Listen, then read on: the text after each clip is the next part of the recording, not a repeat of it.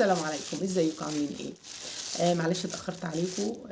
بس انتوا عارفين ان انا لما اغيب واجيب حاجة ولا اروع.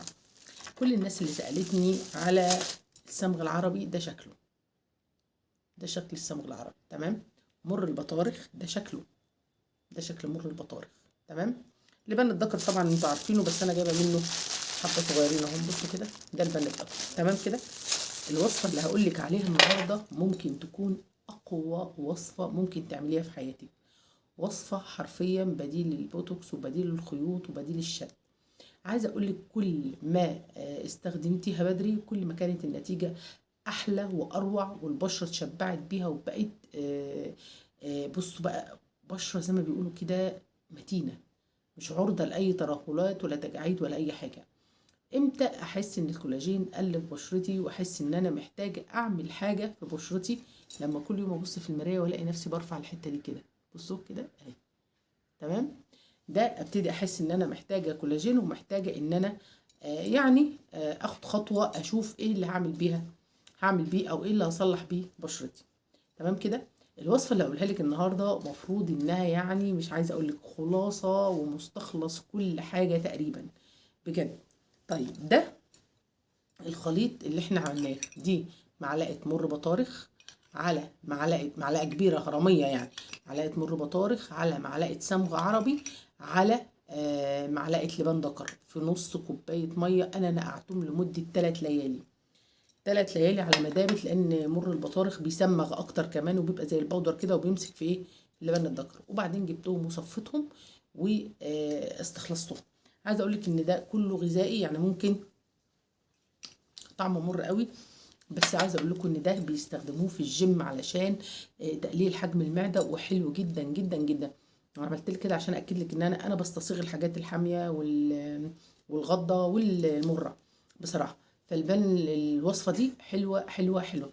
انا عملت ايه؟ خدت معلقه من ده اللي هو الخليط ده، وخدت كريم سبوتلس ايفا. انت ممكن تستخدمي كريم مرطب، كريم مبيض، كريم، اي كريم.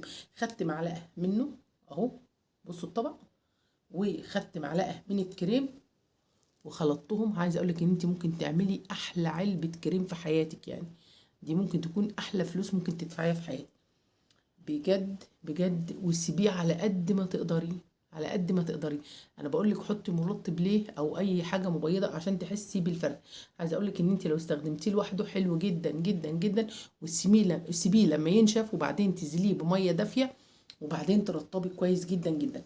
لو حملتيه على كريم مرطب او كريم مبيض او اي كريم اي مكان، هتلاقي النتيجه حلوه وسهل التوزيع وسهل كمان انك تغسليه. عايزه اقول لك كمان ان انت ممكن تستخدميه مع جل الصبار الاورجانيك، حلو جدا. الاورجانيك مش الاورجانيك اللي هو العشبه، ممكن تستخدميه مع العشبه بس مش هيبقى سهل انك تحتفظ بيه قوي. ممكن تستخدميه مع الجل الصبار اللي هو 99.9 اللي هو المعالج بس الاورجانيك، تمام كده. وممكن تستخدميه لوحده خالص خالص زي ما هو كده السيرم. حلو حلو حلو، بيجيب نتيجة وإفكت فظيع فظيع فظيع. تقدري بقى تحطيه على وشك وعلى رقبتك وعلى ايديكي وتستخدميه.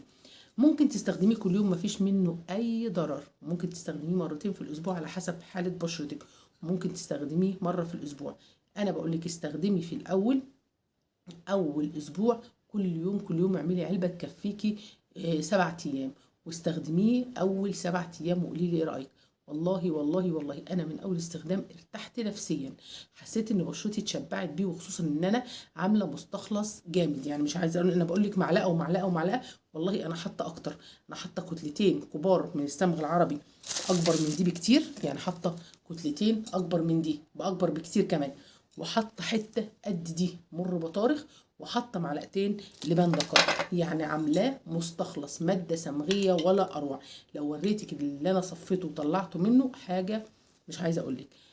بجد حلوه الوصفه، ولو جت على بقك كده ما فيهاش اي حاجه، وتقدري تشبعي بيها بقى.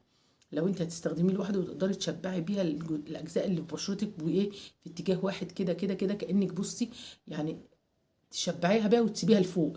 خدودي لفوق، رقبتي لتحت، والجناب بتاعت رقبتي لتحت، ورقبتي دي لتحت، الجناب بتاع رقبتي لفوق ورقبتي دي لتحت، وتاخدي هي ماده صمغيه تقيله كده، وتشبعي بشرتك بيه وتسيبيه لحد ما ينشف ويعضم خالص. ده لو هتستخدميه لوحده. مع الكريم تقدري تقعدي بيه مثلا ساعه واتنين، ولما تشطفي زيلي الاول بالمنديل وبعدين اشطفيه وبعدين رطبيه لي بحاجه فيها فازلين، لان الفازلين هيديكي هيحبس على الموضوع شويه، هيديكي برضو لمعه وترطيب، وهيحبس الماده جوه الجلد شويه. ولو هتستخدميه السيرم او مع جل الصبار برضو هتقدري تزيليه بميه دافيه وتقدري ترطبيه. حلو جدا جدا جدا، وللايدين حلو جدا جدا جدا.